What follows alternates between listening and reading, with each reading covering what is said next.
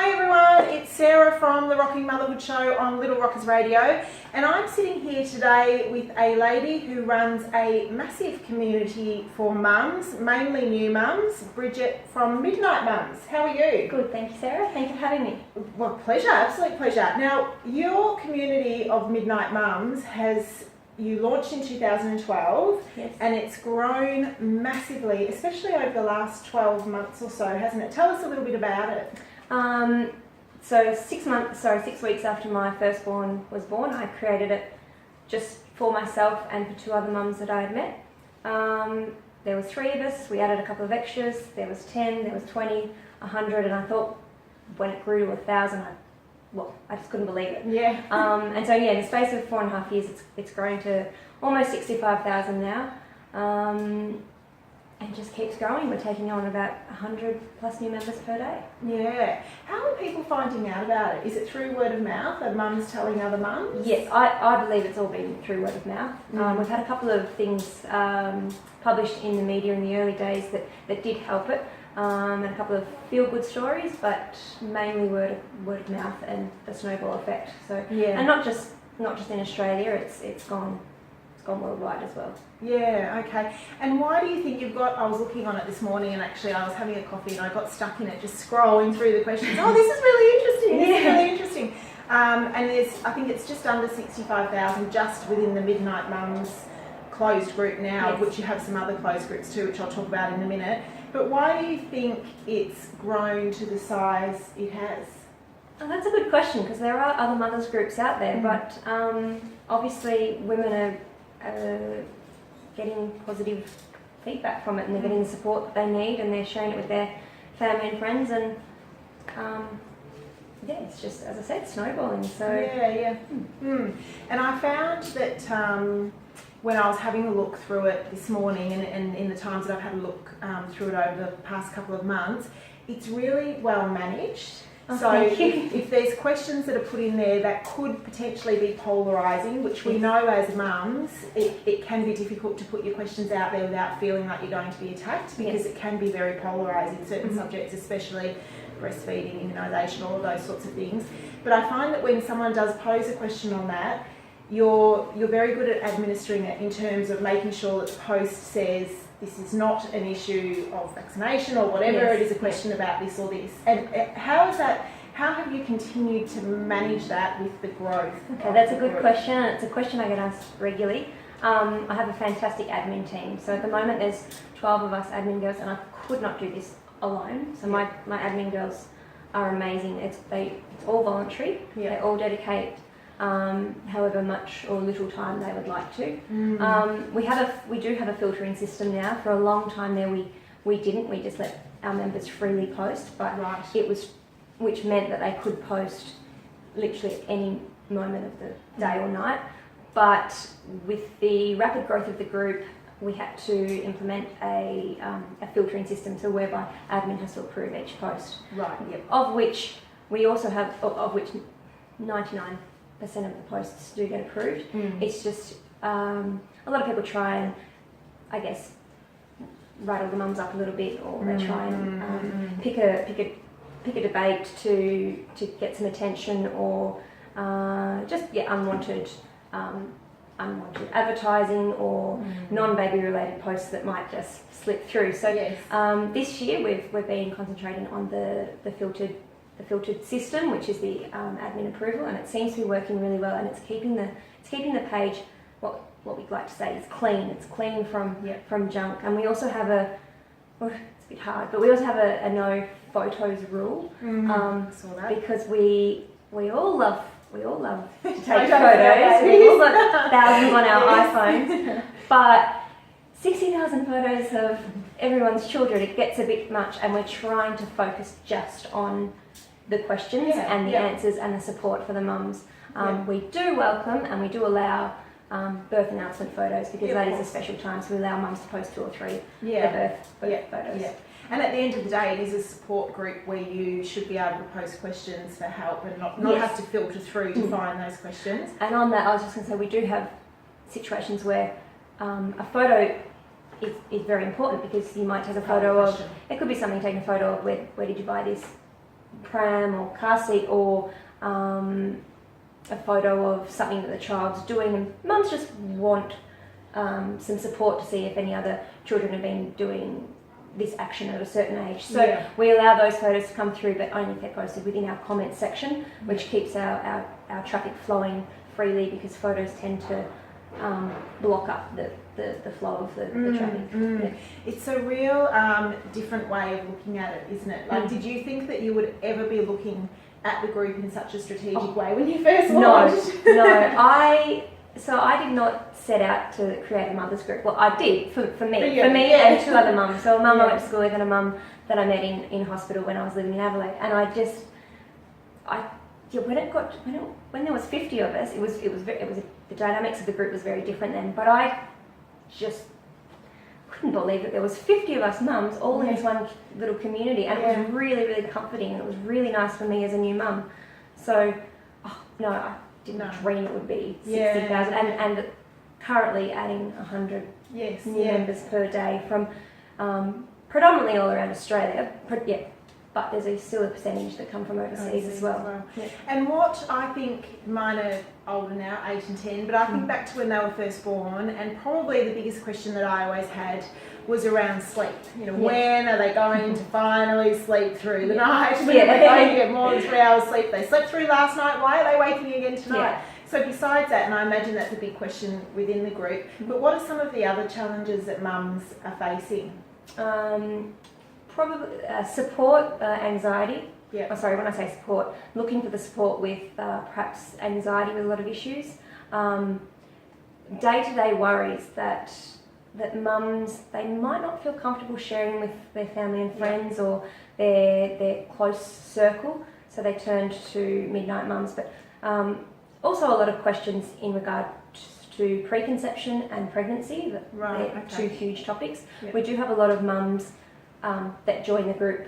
We do have a lot of women who join the group before they even become mums, because the roller coaster of trying to fall pregnant can be enormous for some people. So then flowing through also post-birth, we get a lot of questions about recovery for mother. So it's not just all about your baby and your child, it's also support for the mum with how she's feeling, how she's coping, how she's recovering physically and mentally.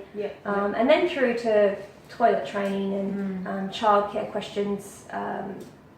It's endless. It's actually really nice to hear that women are hopping on there before they have their baby, because I do think that that's something that's not necessarily covered so well in your pregnancy books and your pregnancy classes. It's all about the birth, and then nothing is about after the birth, which is where the challenges really begin. And I once heard someone say, birth is the easy part. And it is. It is. We can both agree. It is. Like at the time, it's not, but it's 1 day or 2 days, 3 days if you're unlucky. Exactly. But that is the easy part. This is just it's ongoing. It is good that there is support there for women before they're pregnant. Actually, one of our admin girls, she joined while she was trying to fall pregnant because she had a miscarriage. And she was in a position where she felt lost and lonely, and I welcomed her. I said, why don't you come and join Midnight Mum, and I'll post questions for you anonymously. Because she had nowhere else to turn to. And that was a real eye-opener for me, that women in that situation, they're hurting and they're lost.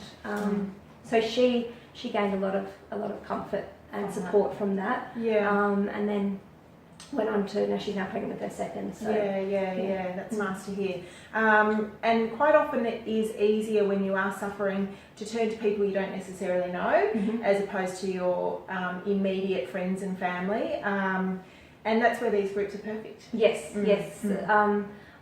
People like to turn to strangers. I don't think you get as judged as much, or you don't feel you're going to get as judged as much, or you're, I suppose, a blank canvas to a stranger, whereas your family and friends, you might worry in yourself what they're going to think or say. And also a lot of mums may struggle with their relationship, not struggle, but if you've relationships with your mother or your mother-in-law, your auntie, might be in a different, or they are in a different generation, so their views might be different to yours, or it's just, it's interesting, the dynamics. And the other big thing for mums these days is so many of us live abroad, so many of us are living interstate or overseas, away from our mums and our aunties and cousins and best friends. So, absolutely. And you maybe, like myself, I was living interstate when I had our boys. So when we had our boys, and that's the time in your life where you do need your family. And prior to falling pregnant, you might be living interstate and working flat out and partying flat out, and you can live this life on your own very confidently. But the day a child comes along, you totally different ballgame. Now, just shifting directions slightly. As you mentioned, you're a mum of two. You've just moved from Adelaide to Melbourne. You're managing this huge community of 65,000 mums in Midnight Mums. You also have some sister groups to that, which is kindy mums, primary mums, and teen mums, multiple mums. Wow. Oh, and Daddy. So we call them Midnight Mums Kindy, which is for 2 to 5-year-olds, age 2 to 5. Midnight Mums Primary, which is 6 to 12-year-olds, and Midnight Mum Teens, which is for the children who are 13 to 17. We do get a lot of teenage mums who think that group's for them. Right. And that's something that I've been sort of working. That's another avenue that we might be able to look into one day, but for now it's a group for mums of teenage children, and we find that there's not much out there for mums of teenage children. These groups are a lot smaller, and they are growing as Midnight Mums gets older and older. Our mums are filtering through, and we can't forget about the dads. So we've got Daylight Dads for the dads, and that I created that a couple of years ago now.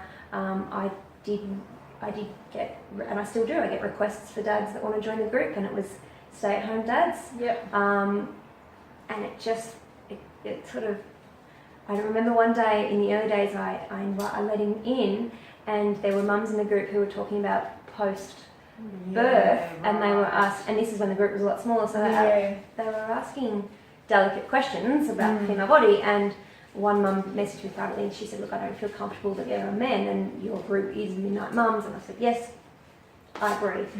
So I created this group for dads, and I remember in the beginning there was like 3 dads. I'm like, come on, dads, talk. And the dads, they're so cute. Their group, like, it's just men, and I have a wonderful admin dad, Adam. He helps me out, but they just keep it quite simple. The dynamics is completely different. I can imagine. But it is wonderful. I mean, I only check in about once a month or so, because I don't, because it's none of my business what the dads do, but I just check in to make sure that all's going fine.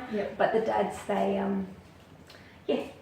just more simple. As in they don't get caught up in what women do. What women do. And I guess that the women, especially when they've got the young babies, they're going through all those hormonal changes and everything else that's happening in the body that that brings a whole nother layer to being a new parent. But again, I'm digressing. So I wanted to ask you, with the move, you've come to Melbourne, you've got an admin team of absolute angels by the sounds of 12. You've got 2 children. You work on this full time? Is this what I'm working part time at the moment with a separate job, but I'm also I work on Midnight Mums every day. I do things every day. So how on earth do you fit everything in? I don't know. I love that. I don't know.